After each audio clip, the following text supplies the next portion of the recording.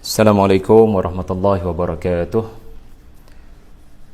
Alhamdulillahi rabbil alamin, wassalatu wassalamu ala rasulillahi wa ala alihi wa sahbihi wa man tabi'ahu wa nasarahu wa jahada fillahi haqqa jihadih, amma ba'd. Terima kasih banyak-banyak kepada Al-Fadhil Ustaz pengurusi majlis. Terima kasih banyak-banyak kepada pihak Pusat Islam Sultan Mahmud Universiti Malaysia Terengganu di atas kepercayaan yang diberikan kepada saya untuk membawa 7 siri, saya difahamkan Ustaz, ya, untuk mengupas beberapa isu ataupun tema di dalam juzuk amma. Juzuk amma adalah juzuk yang tidak asing dalam kehidupan kekeluargaan, kerana kita mendekatkan anak-anak dengan Al-Quran menerusi muqaddam yang terdiri di dalamnya Suratun Nas hinggalah Surah An-Naba, daripada surah yang pendek-pendek menuju kepada surah yang panjang-panjang. Dan oleh kerana itu, alangkah baiknya dalam proses mendekatkan anak-anak dengan Al-Quran menerusi jendela juzuk amma ini, kita selaku pendidik, ibu bapa, ada pengetahuan serba sedikit tentang unsur-unsur pendidikan dalam juzuk amma. Seperti contohnya adalah unsur-unsur sumpah. Allah Ta'ala bersumpah di dalam Al-Quran mempunyai hikmah dan sebab. Dan kebanyakan surah-surah sumpah di dalam Al-Quran ini duduknya di juzuk amma. Jadi inilah fokus kita untuk siri yang pertama, insya-Allah, di mana kita akan membincangkan tentang hikmah Allah bersumpah di dalam Al-Quran menerusi beberapa surah di dalam juzuk amma. Untuk makluman sekadar mukaddimah, juzuk amma ini sebenarnya mempunyai jumlah surah yang paling banyak dalam 30 juzuk. Ia mengandungi 37 surah, satu jumlah yang sangat besar. Sebab itu bila saya sembang dengan Ustazah Khatijah, mustahil untuk 7 siri kita nak cover ke semua surah-surah berkenaan. Maksudnya dari ayat ke ayat. Tetapi apa kata kita ambil dia punya tema-tema utama. Macam contoh siri yang pertama, barangkali kita fokus pada sumpah. Siri yang kedua kita fokus pada kisah-kisah. Sebab dalam juzuk amma ada kisah-kisah daripada umat-umat terdahulu. Barangkali siri yang ketiga kita mula fokus pada pembentangan hari akhirat, cerita-cerita tentang hari pembalasan dalam juzuk amma. Jadi begitu kita akan berjalan dalam surah-surah juzuk amma. Baiklah, tanpa membuang masa, saya ingin mengumumkan bahawasanya di dalam juzuk amma kita akan menemui ada 11 surah yang Allah Ta'ala memulakan surah berkenaan dengan sumpah. Ada 11 surah yang Allah Ta'ala memulakan surah berkenaan dengan sumpah, ya. 10 daripadanya dengan wawul qasam lah, ataupun dengan menggunakan perkataan waw, ya, waw sumpah, ya. Sebenarnya dalam Al-Quran ini Ustaz ada 15 kesemuanya surah yang bermula dengan sumpah. Ada 15. Tetapi 11 daripadanya duduk di juzuk pengakhiran Al-Quran, yakni juzuk amma. Adapun surah-surah berkenaan adalah surah yang ke-79, ya, kalau ayah ibu tuan-puan mencatat boleh catatlah. Surah yang ke-79, ya, saya sebutkan nombor dia dulu baru nama surahnya, iaitu An-Nazi'at. Kemudian kita ada surah yang ke-85, surah Al-Buruj. Kita juga ada surah yang ke-86, surah At-Tariq. Kita juga ada surah 89, Al-Fajr.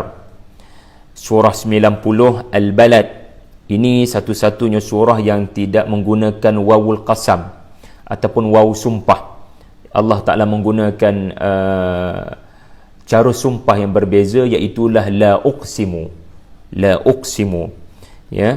Kemudian kita ada surah 91 Asy-Syamsu, kita ada surah 92 Al-Lailu, kita ada surah 93 Ad-Duha. Jadi ada deretan 5 surah yang Allah Ta'ala mulakan dengan sumpah.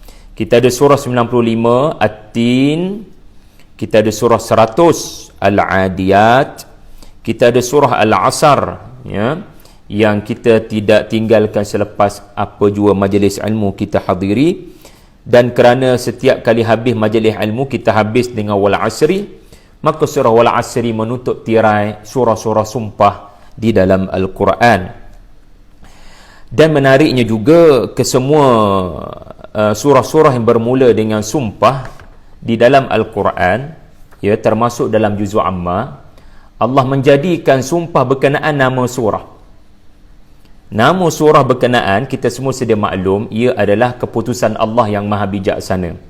Nama surah ni nak bagi nama Gabriel, yang tu bukan perkara yang boleh diijtihadkan, melainkan ada nama surah yang Nabi bagi atas dasar ijtihad, ataupun para sahabat bagi atas nama ijtihad. Tetapi nama-nama surah yang ada di dalam Al-Quran mushaf kita itu, ia adalah satu keputusan, satu ketetapan, ya, tauqifi, ya, daripada Allah Subhanahu wa taala.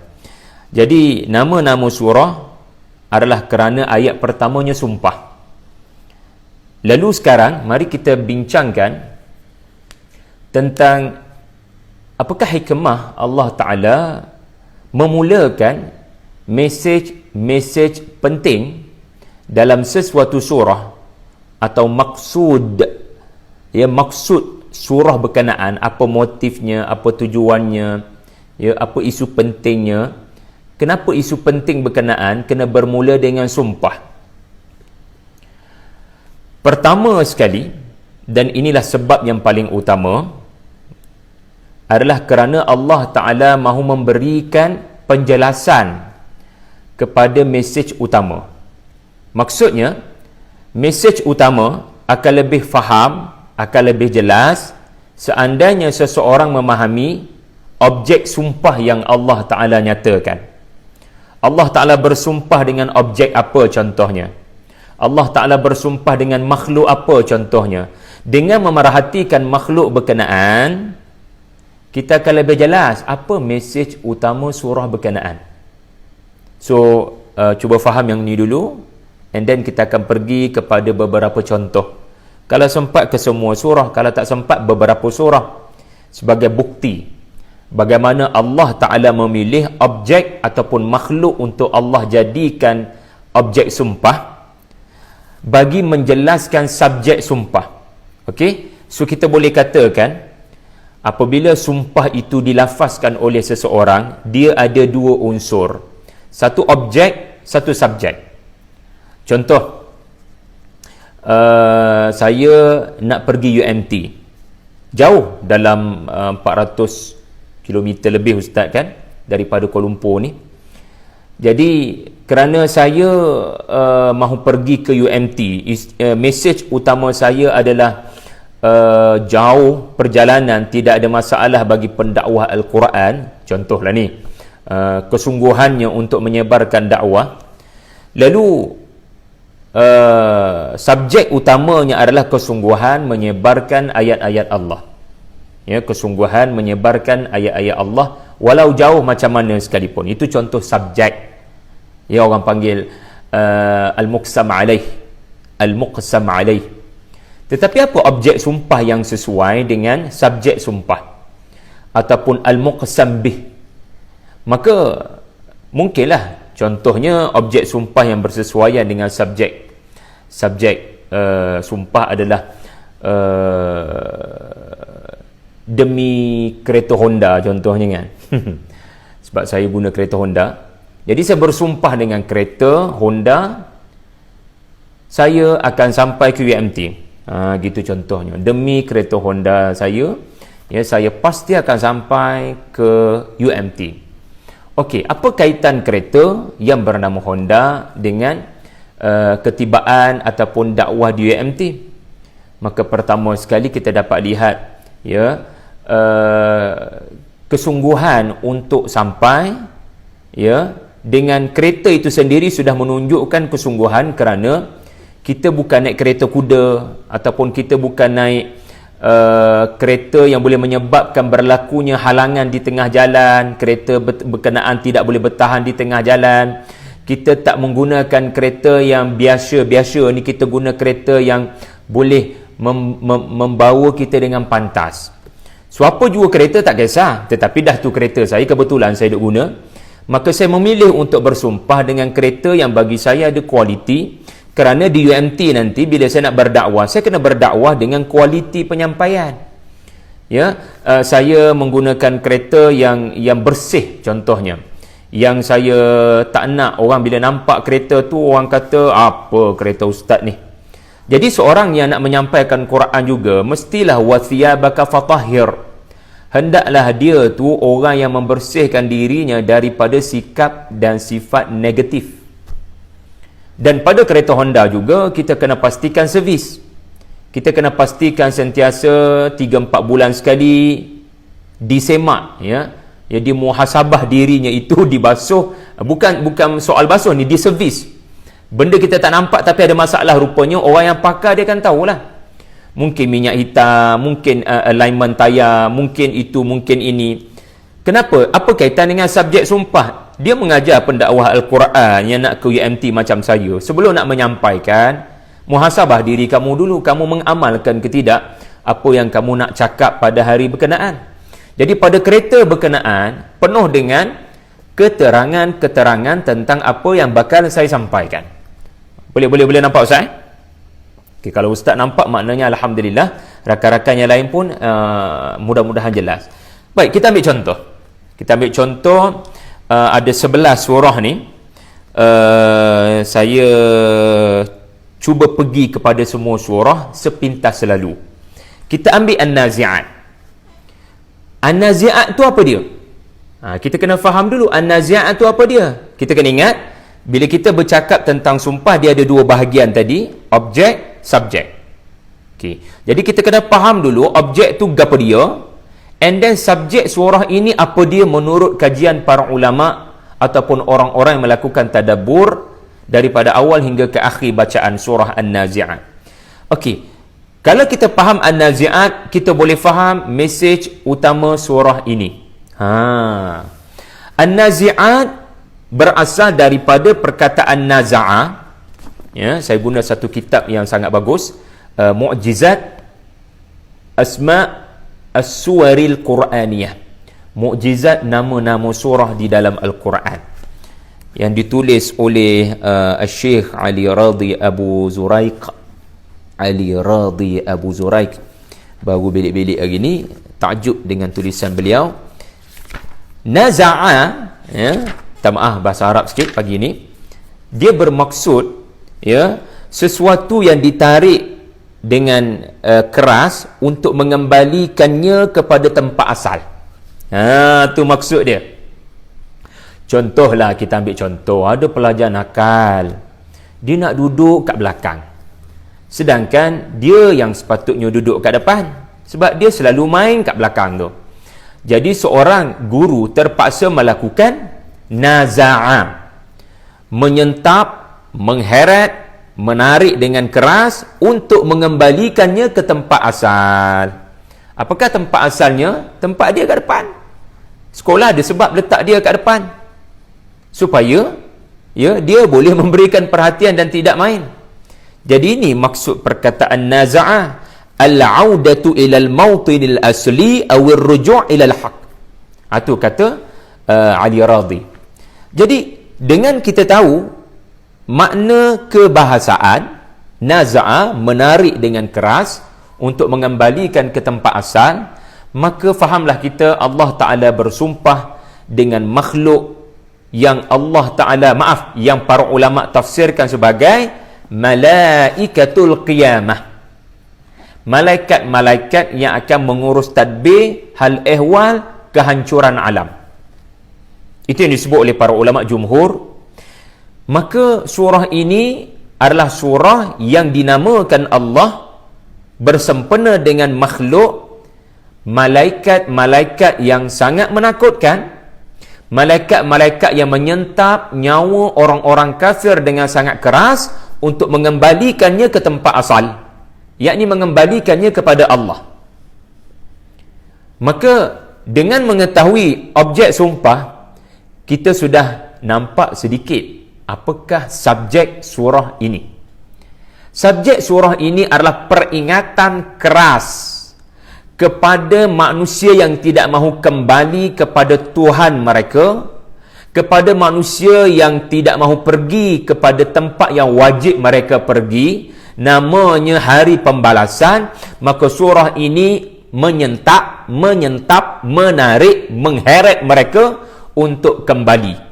Walau hebat macam mana sekalipun satu orang manusia, dia tidak boleh menghalang daripada malakul maut ini menariknya pulang kepada Allah dan hari pembalasan. Seperti Firaun dinyatakan dalam surah An-Nazi'at sebagai tokoh manusia yang mendakwa dia ada segala-galanya untuk menghalang daripada berlakunya perpindahan alam kepada dia.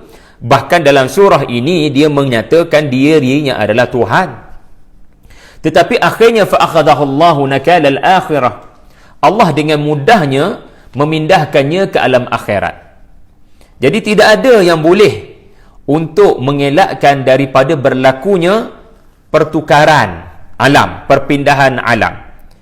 Ia akan berlaku secara paksa atau secara rela. Mudah-mudahan kita digolongkan daripada orang-orang yang rela dan redha untuk pulang kepada Allah dan menuju hari pembalasan. Dan kita digolongkan sebagai golongan wan-nashitati nashta, orang yang dicabut nyawanya dengan lembut. Jadi itu contoh. Kita ambil contoh yang kedua. Tak boleh lama-lama hurai surah ni, sebab kita nak cuba cover 11 dalam tempoh kurang 45 minit ini. Kita ambil contoh Al-Buruj. Apakah surah yang kedua? Surah yang kedua namanya Al-Buruj. Apa maksud Al-Buruj? Al-Buruj adalah Az-Zuhur. Nampak jelas, kelihatan tersergam, indah. Itu maksud Al-Buruj. Satu panorama yang jelas dan kelihatan indah dari kejauhan. Jadi apabila kita memahami objek sumpah berkenaan adalah membabitkan sesuatu yang jelas kelihatan, sesuatu yang jelas kelihatan, dan apabila kita melihat ke arahnya adanya kebesaran, kemuliaan, dan ketinggian. Adanya kemuliaan, kebesaran dan ketinggian, seperti melihat istana, qusur. Bila kita melihat istana di atas bukit tinggi, kita akan mendapati dari kejauhan istana berkenaan bukan semua orang boleh masuk. Istana berkenaan sangatlah tinggi kedudukan orang-orang yang ada di dalamnya, dan ia menunjukkan kemuliaan kedudukan orang-orang yang berada di situ ataupun dijemput pergi ke situ. Jadi dengan mengetahui Al-Buruj dari sudut kebahasaan, maka fahamlah kita surah ini ditafsirkan para ulama sebagai langit yang tinggi dengan bintang-bintang yang jelas kelihatan. Bintang kalau satu jelas, tetapi bila banyak-banyak lebih jelas, apatah lagi membentuk rupa-rupa tertentu untuk menjadi kompas kepada orang-orang bermusafir di malam hari 1400 tahun yang lepas. So, gugusan bintang namanya buruj. Kerana sangat jelas, sangat cerah, langit berkenaan dah sangat tinggi kedudukannya daripada kita. Kita tidak boleh mengubah keadaan bentuk buruj berkenaan. Kita hanya mampu menjadikan ia petunjuk dalam perjalanan kita. Maka bila kita faham begitu, sebenarnya dah faham apa mesej utama surah ini. Mesej utama surah ini adalah kemuliaan Al-Quran, ketinggian Al-Quran. Dan Al-Quran tidak mengandungi perubahan, sebagaimana kamu tidak boleh mampu untuk mengubah buruj berkenaan bentuk-bentuknya pada malam tertentu, pada bulan tertentu, pada tahun tertentu, kedudukannya dan ke arah mana bintang berkenaan ia mahu pergi. Kamu tak boleh mengubah. Al-Quran mengandungi ayat-ayat yang manusia tidak mampu untuk campur tangan mendatangkan yang seumpama Al-Quran, dan manusia tidak mampu untuk cipta Al-Quran. Bahkan Al-Quran itu kekal begitu, tidak ada perubahan. 1400 tahun telah diturunkan. Bal huwa Quranun Majid fi lawhin mahfuz. ia terpelihara. Dan sebagaimana buruj itu tinggi, sangat tinggi daripada kita, di atas kepala kita, demikianlah ketinggian kedudukan mereka yang beriman dengan ayat-ayat Allah, walaupun mereka diperlakukan sebagaimana ashab al-ukhdud. Sebagaimana diperlakukan oleh ashabul ukhdud. Orang-orang beriman pernah diseksa dalam keadaan tidak ada manusia dan dunia mengetahui. Itulah peristiwa yang pernah berlaku kepada mangsa kezaliman, diseksa dan dibakar hidup-hidup oleh ashabul ukhdud. Walaupun tidak ada media buat coverage, tidak ada dunia memberikan perhatian, Allah Ta'ala menegaskan wa syahidin wa mashhud. Ada yang menyaksikan dan mereka disaksikan. Al-maqtul minasyuhada. Walaupun tidak ada orang memberikan perhatian kepada kumpulan para syuhada yang dibakar hidup-hidup oleh ashabul ukhdud, Allah Ta'ala menjadikan surah ini berita gembira kepada semua orang yang pejuang Islam, mati dalam tahanan, mati tak tahu khabar berita, sebagai satu bentuk motivasi untuk meyakinkan kedudukan kamu adalah kedudukan yang sangat tinggi dan mulia. Allah Ta'ala tidak melanggar janjinya. Sebagaimana Al-Quran tidak berlaku perubahan, maka janji Allah tidak berlaku perubahan. Allah Ta'ala akan berikan ganjaran kepada orang-orang yang syahid. Innal ladhina amanu wa amilus salihat lahum jannatun tajri min tahtihal anhar dhalikal fawzul kabir. Tengok macam mana objek sumpah menyerlahkan subjek sumpah. Okey, kita pergi pada yang keseterusnya, At-Tariq.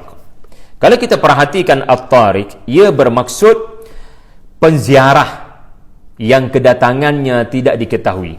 Az-Zair, yang datang pada malam hari. Ini adalah At-Tariq. At-Tariq berasal daripada Taraqa, yang bermaksud seseorang yang mengambil jalan, Tariq. Dan tariq ini adalah nisbahnya kepada orang yang suka untuk mula berjalan, memulakan perjalanan pada malam hari.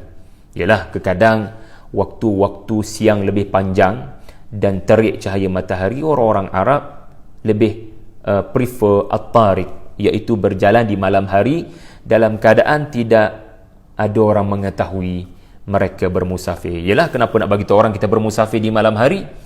Lagi bahayalah risiko untuk kena ambush. Jadi as-sa'ir, az-za'ir lailan, mereka ini adalah disebut at-tariq. Maka para ulama mentafsirkan at-tariq adalah merujuk kepada bintang yang mana tidak kelihatan tetapi sebenarnya sentiasa ada. Mata kita saja tidak nampak kerana kegelapan malam, atau sebenarnya kerana keterbatasan penglihatan kita. Hatta teleskop Hubble pun tak semua benda nampak. Lubang hitam itu sendiri adalah makhluk Allah yang kita tak nampak. Maka sama jugalah dengan makhluk-makhluk seperti At-Tariq.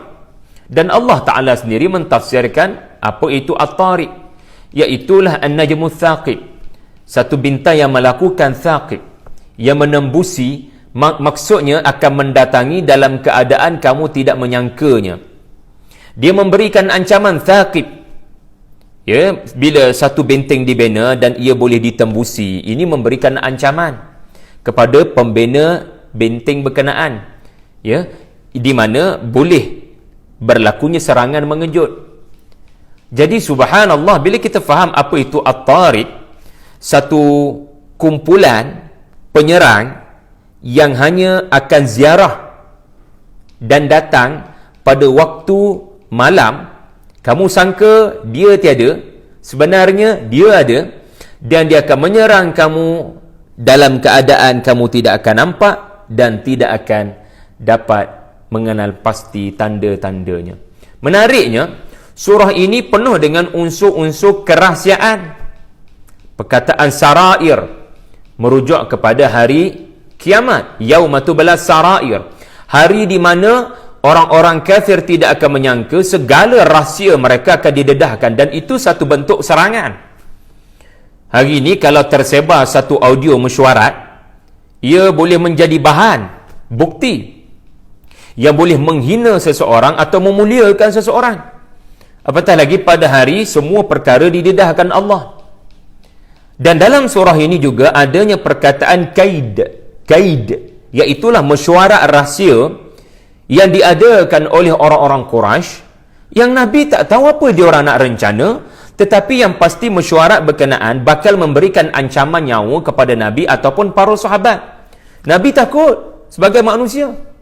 Mesyuarat yang mereka lakukan, innahum yakiduna kaidan. Tetapi berita gembiranya, wahai Rasulullah, kamu kena tahu, mereka tidak nampak di sebalik rencana mereka adanya rencana aku. Aku merencana sebenarnya ketika mereka merencana. Wa makaru wa makarallah wallahu khairul makirin wa akidu kaidan. Maka aku akan mengatur. Kamu tak payah fikirkan. Famahilil kafirin. Kamu jangan ambil urusan untuk membalas musuh-musuh kamu. Serahkan kepada aku. Tugas kamu menyampaikan, bukan tugas kamu angkat tangan berdoa agar Allah celakakan diorang. Biar aku yang uruskan diorang dan aku tahu waktu terbaik untuk musnahkan diorang. So jangan risau wahai Rasulullah. Ya, in kullu nafsin lamma 'alaiha hafiz. Setiap satu makhluk ada yang jaga, termasuk dirimu wahai Rasulullah. Maka jangan risau, aku akan jaga kamu. Dan mereka tidak akan dapat menjaga diri mereka bila aku serang mereka dengan mengejut seumpama serangan tarik pada waktu malam. Subhanallah. Okey, kita lihat pula surah Al-Fajr. Bila kita perhatikan maksud Al-Fajr, Al-Fajr ini bermaksud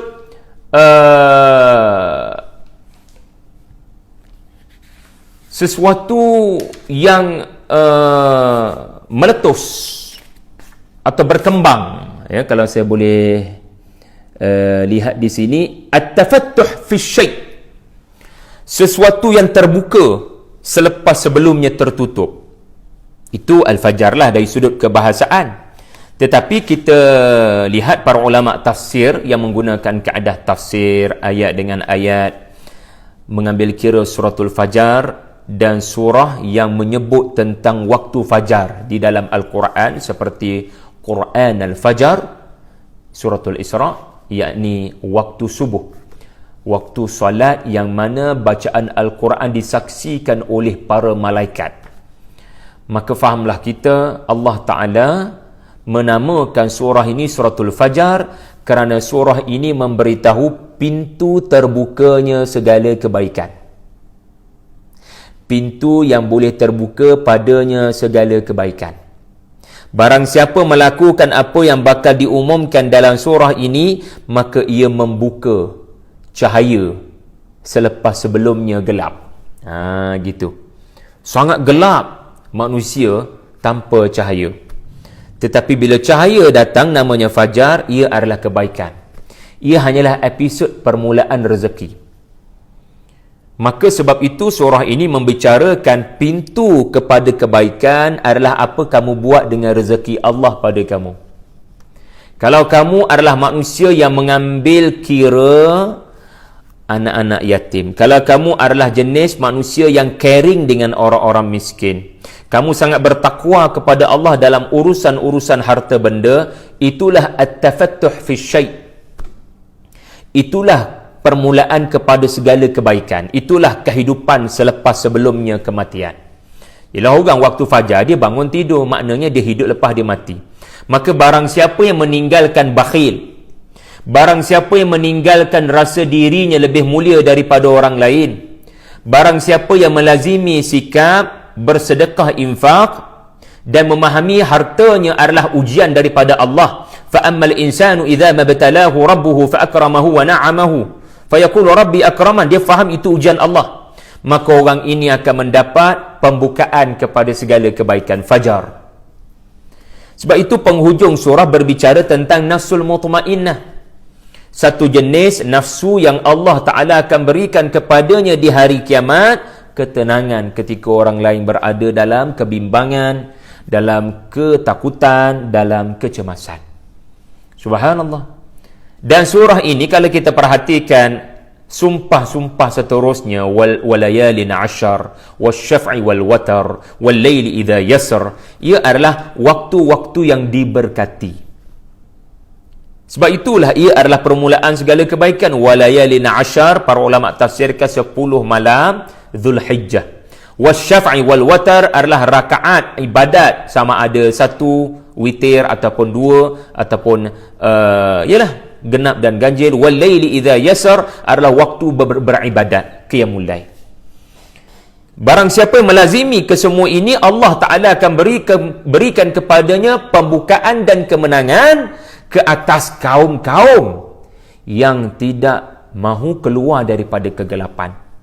Mereka beriltizam dengan sikap-sikap yang menyebabkan Allah Ta'ala memusnahkan mereka. Iaitulah 3 kaum yang disebut dalam suratul Fajar. Okey, subhanallah.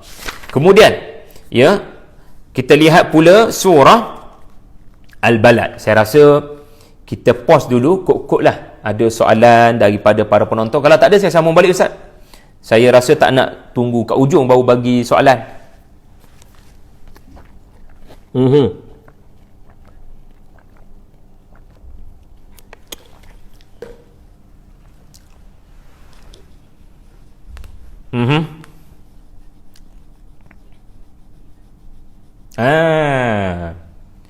Kenapa juzuk ini disebut juzuk amma?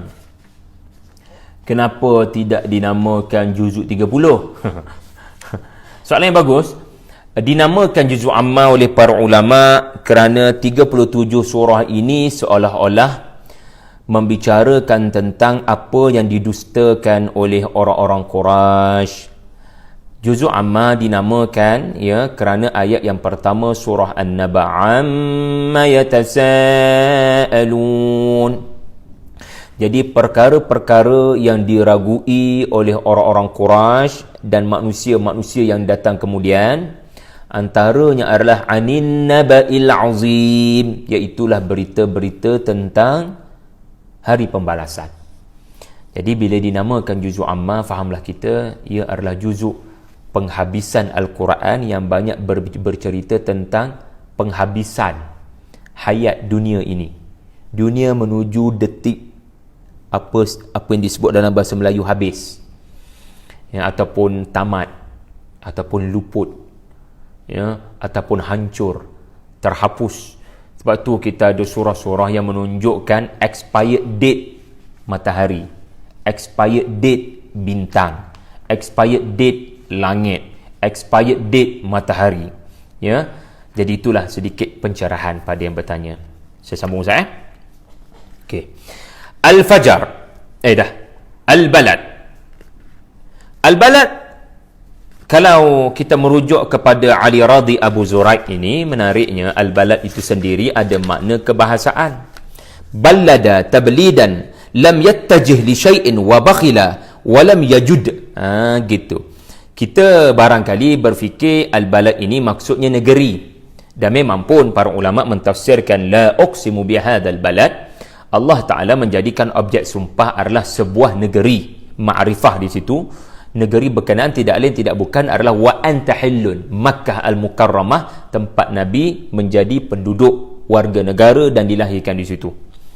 Tetapi ramai tidak menyedari ada makna kebahasaan yang menyebabkan kita lebih jelas subjek dalam surah ini apakah maksudnya.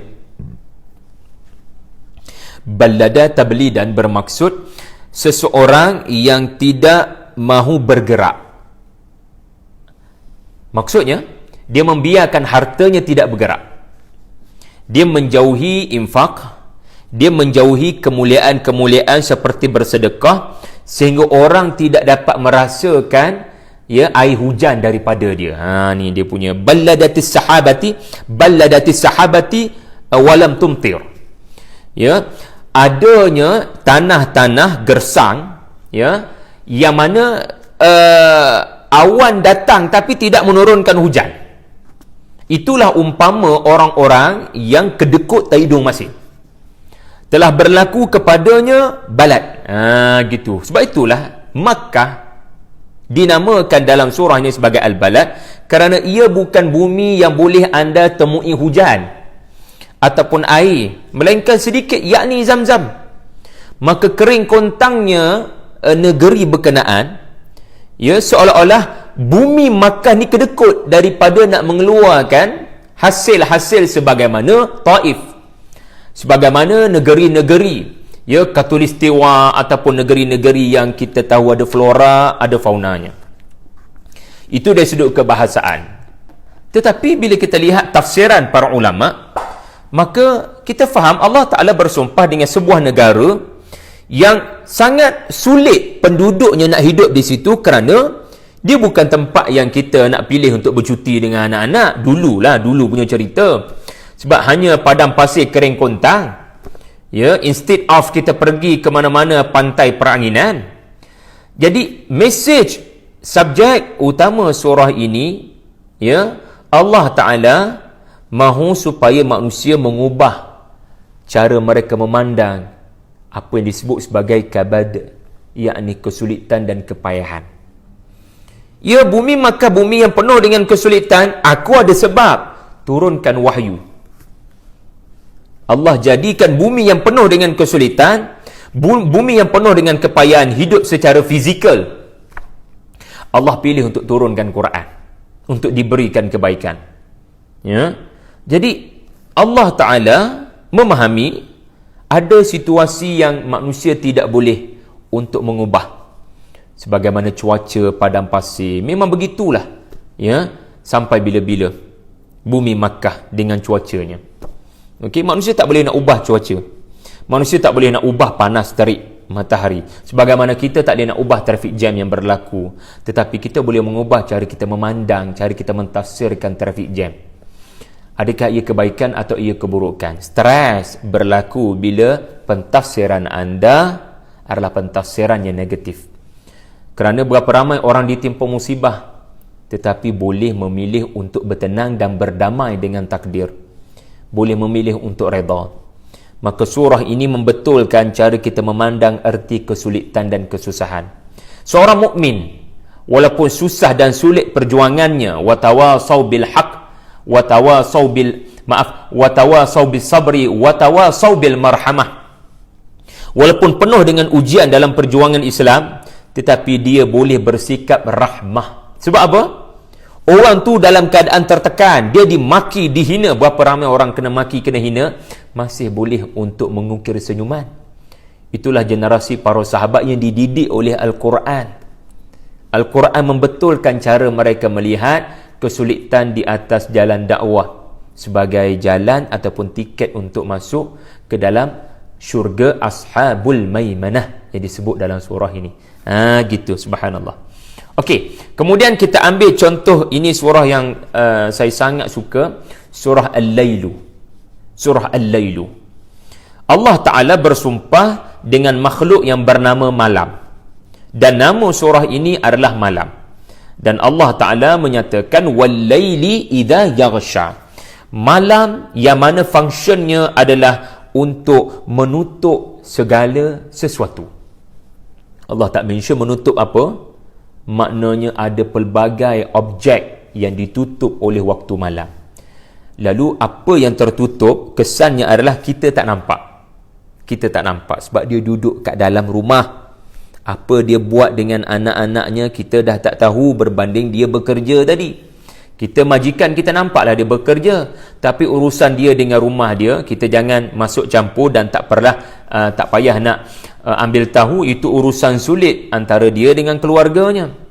Ya, jadi bila kita mengamati nama surah ini dan sumpah berkenaan, maka fahamlah kita antara maksud ataupun subjek surah ini adalah sulit.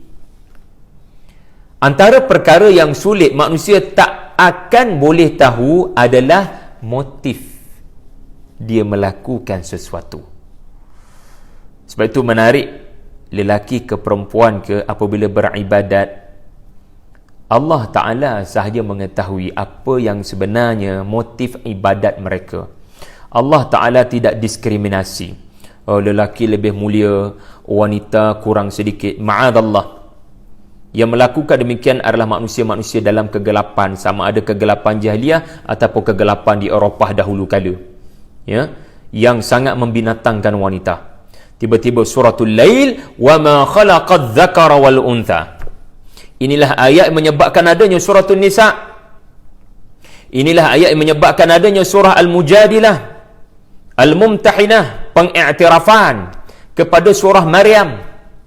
Kerana wanita itu walaupun dia didatangi keuzuran pada bulan Ramadan yang lepas 10 malam terakhir, tetapi Allah Ta'ala tidak diskriminasi walaupun dia keuzuran didatangi haid.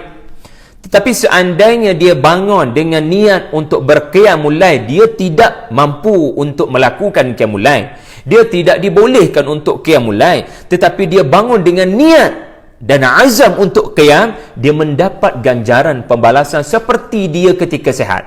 Itu hadis Nabi SAW. Betapa adilnya Allah. Motif Allah Ta'ala tahu, Allah Ta'ala balas, inna sa'yakum la syatta.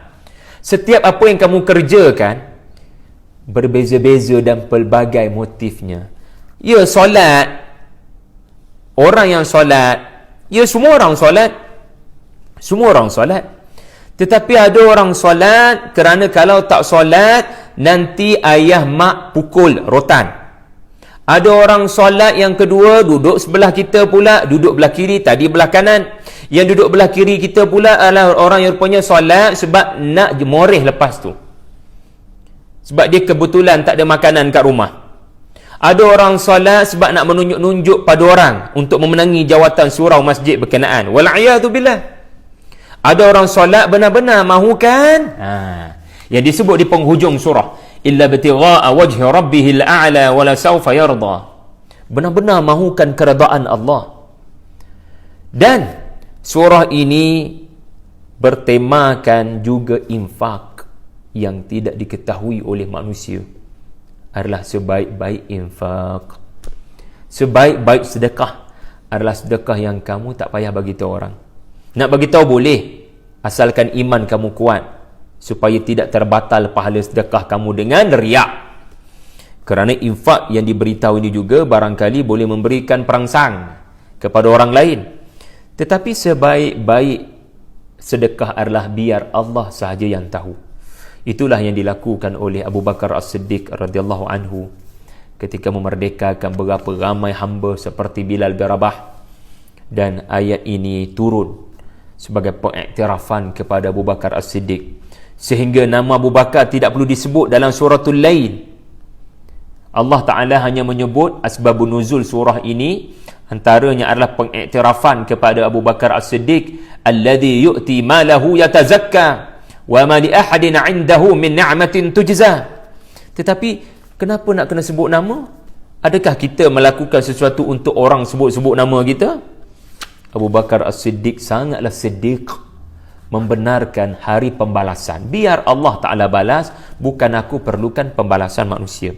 Okey, saya rasa kita berada di penghujung dan saya minta maaf banyak-banyak tak dapat nak habiskan sampai 11.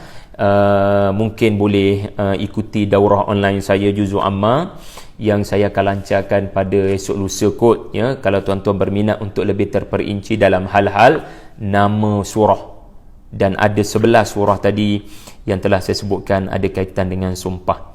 Ustaz, ada soalan? Silakan Ustaz, kalau ada silakan.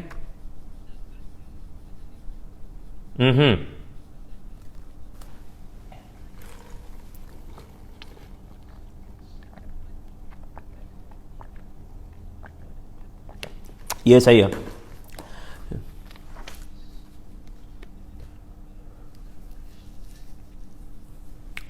Ayat 3 surah Al-Fajr.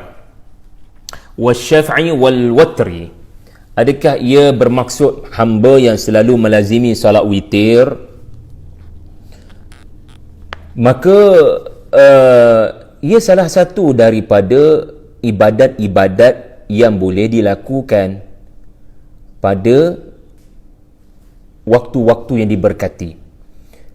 Maksudnya boleh termasuk solat witir yang dinyatakan oleh penanya tadi, ya.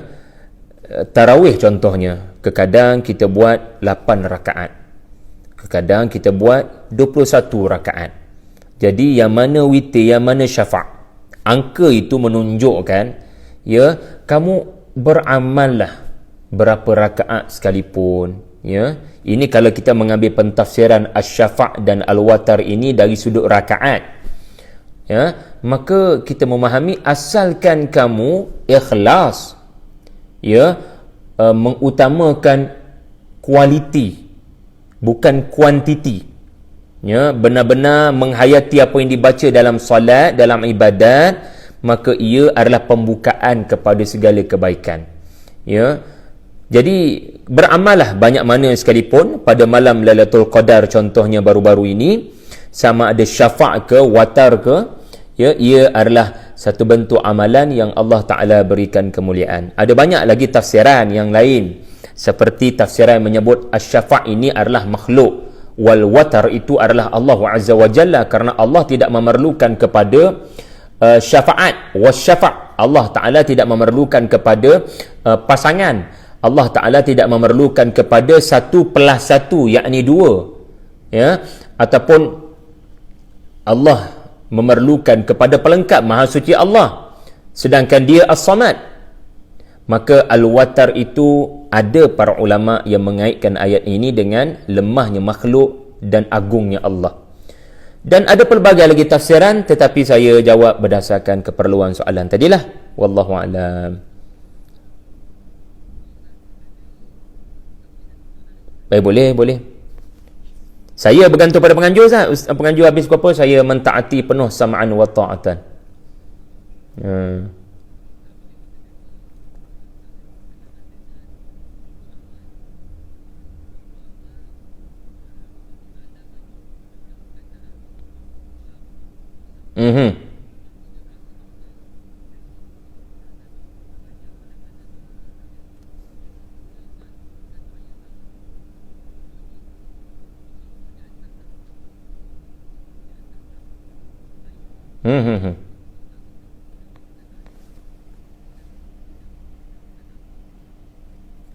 Okey, kita kena tengok sebab dia bersumpah.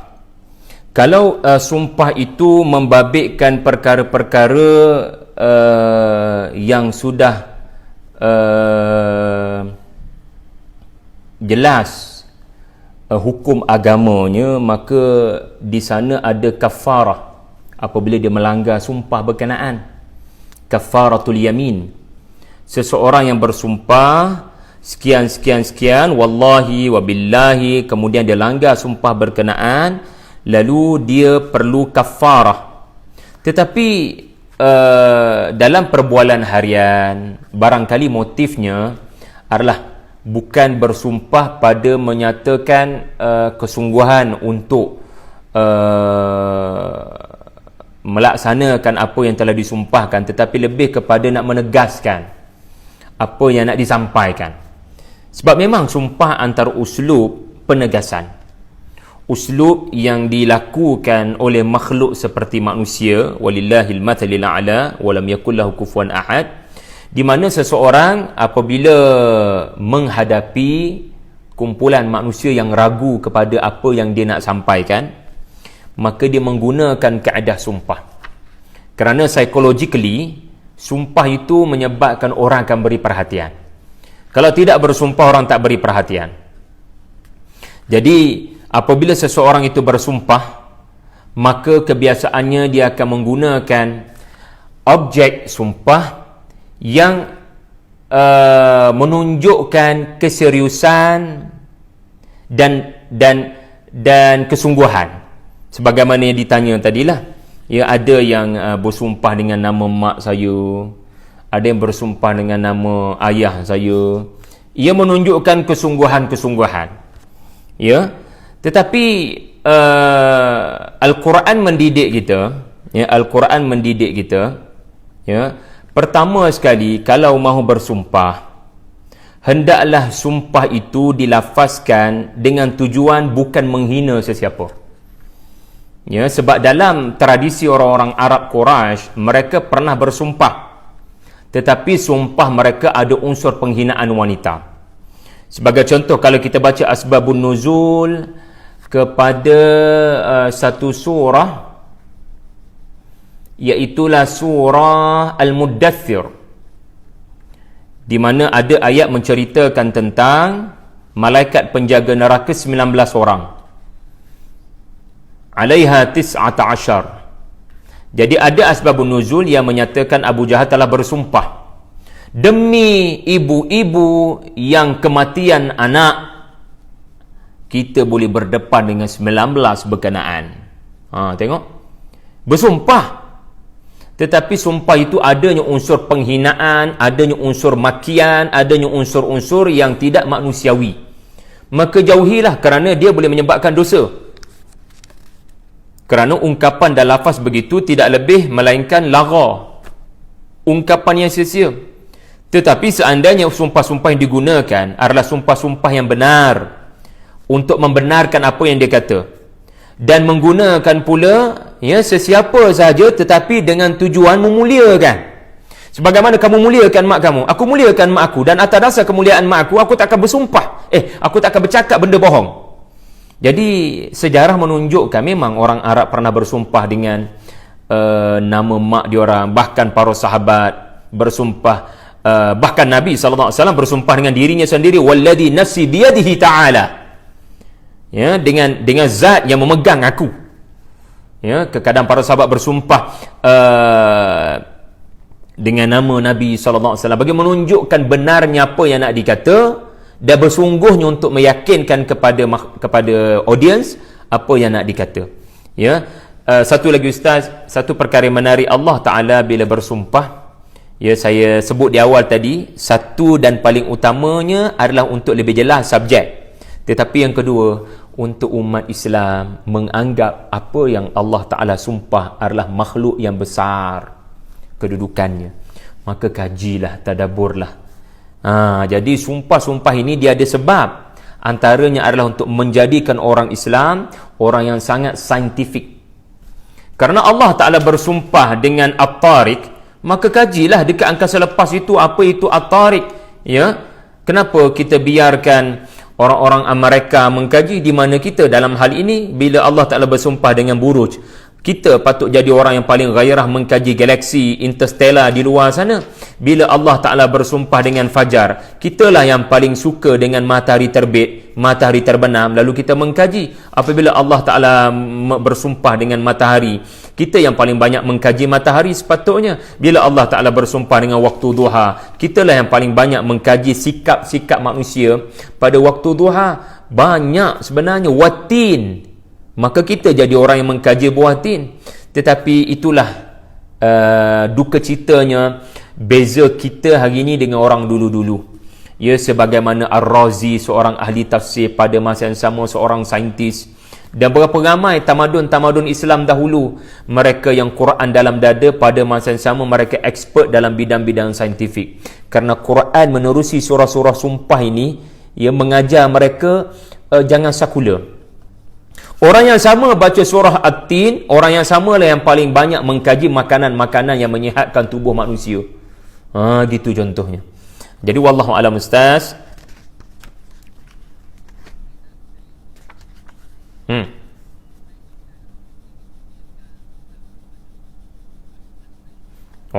Lambat lagi.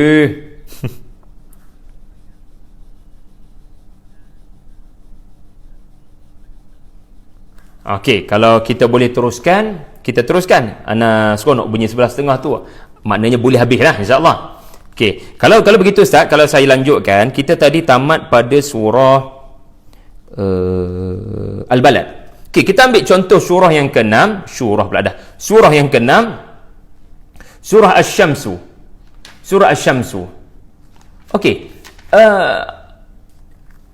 objeknya adalah matahari dengan fungsinya yang paling dahsyat, iaitulah memberikan pancaran mataharinya, pancaran cahayanya yang paling disukai manusia, iaitu waktu di mana mereka sangat aktif untuk berniaga, mendapat pendapatan. Waduhaha wasyamsi waduhaha, itulah objek makhluk yang Allah Ta'ala bersumpah. Matahari dengan fungsinya untuk memberikan manfaat kepada manusia, membangunkan manusia daripada tidur, iaitulah waktu duha. Jadi kalau itulah objeknya, makhluknya, objeknya, maka subjeknya apa? Matahari yang memberikan cahaya. Allah Ta'ala nak kata manusia ni sebenarnya Allah telah lengkapkan dia dengan sesuatu yang membantu dia untuk berjalan. Orang yang duduk dalam kegelapan susah berjalan. Tetapi orang yang ada cahaya pasti mudah berjalan. Apabila dia berjalan dengan cahaya, dia tidak akan mukibban ala wajhi. Dia tak akan terjatuh, tersembah matah muka. Bila seseorang itu berjalan dengan cahaya, dia dapat mengelakkan lubang-lubang dan duri-duri di hadapan. Memandu di siang hari lebih meyakinkan berbanding memandu di jalan ya di waktu malam. Maka dalam surah ini, wa nafsin wa ma sawwaha, wahai manusia, kamu diciptakan, tolonglah ingat, penciptaan kamu bukan penciptaan kebetulan. Penciptaan kamu adalah penciptaan yang penuh dengan sawwaha, penuh dengan unsur-unsur kesempurnaan, supaya kamu boleh berjalan sendiri di atas kaki sendiri dengan kekuatan yang Allah Ta'ala bagi. Antara kekuatan itu adalah kekuatan cahaya fitrah. Allah Ta'ala bagi cahaya bukan sekadar fitrah. Allah Ta'ala bagi pendengaran, penglihatan yang asasnya adalah akal yang mulia. Tetapi duka cita manusia lupa dan mengabaikan cahaya yang Allah Ta'ala bagi. Ya, lalu mereka memilih untuk jadi kaum yang mematikan akal. Mereka tidak berfikir langsung menggunakan akal mereka. Kejadian unta yang keluar daripada bukit batu. Unta keluar daripada bukit batu, tetapi unta berkenaan bukan unta batu. Unta keluar daripada bukit Al-Hijr, tetapi unta berkenaan unta berdaging, unta ada darah, unta ada mata, unta sebagaimana unta yang dilihat oleh kaum-kaum Samud. Sebab mereka ni antara yang berbangga dengan dua industri, industri pembinaan dan industri penternakan. Maka mereka bukan orang yang tak tahu tentang unta.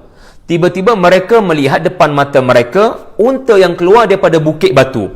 So, kejadian yang membabitkan dua industri sekaligus.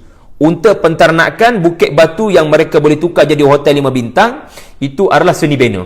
Bila berlaku peristiwa berkenaan, mereka bukan setakat tidak berfikir dan mematikan akal yang Allah Ta'ala bagi sebagai cahaya, mereka membunuh unta berkenaan. Mana Allah Ta'ala tidak bertindak kepada makhluk yang lebih teruk daripada binatang ini. Unta itu sendiri binatang, mereka lebih teruk daripada binatang. Mereka ini bahaya kepada alam dan peradaban. Maka Allah Ta'ala musnahkan diorang. Itulah satu-satunya kaum yang diceritakan dalam surah Asy-Syamsu. Satu kaum yang mematikan akal mereka dan tidak mahu berfikir. Jadi tuan-tuan, puan-puan sekalian,